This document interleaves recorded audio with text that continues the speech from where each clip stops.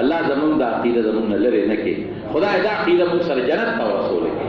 الله د رسول الله مبارک وروړل شوي دین په هغې زموږ ژوند او زموږ بد نصیب وګرځولی کړي. الله بیمارانو له دعا وکړي چې الله شفا ورکړي. لږ دعا وکړي د زړه د اخلاص نه چې الله زموږ مریضانو له روغ صحتونه ورکړي، شفا ورکړي.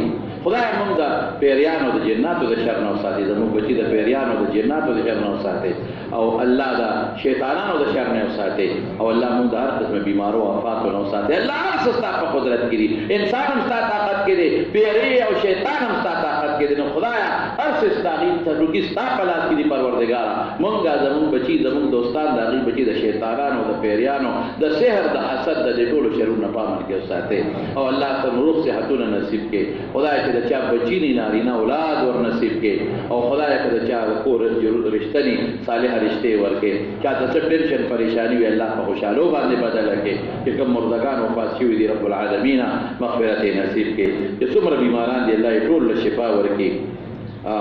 او د چرګې وینه په کپړو لګي نو دې سره کپړه که بېدون کې وینه نو بیا هغه ځای دې ووینځي ښه، او که بېدون کې نه نو بیا خیر نه احساس کوي. نو الله دې مریضان چې د مې نومونه واخلي ټول له روغ صحتونه ورکړي. که ستاسو د مجلس کې څوک بیماراني په کورونو کې څوک بیماراني یا الله ټول له روغ صحتونه ورکړي. الله ته ټول له شفا ورکړي. موږ ټول خدای چې زما څومره دوستان دي د خیر او د برکت ژوند نصیب کړي. چې څوک دې منزل راځي لرې لرې دی نه راځي په یو یو قدم ولا الله اجرونه او برکتونه ورکړي. دې محلو د دې ګرد چاپېره د دې کلي خلکو ته دعا وکړي، ځان ته دعا وکړي. صاحبه زموږ پته نه لګي د ژوند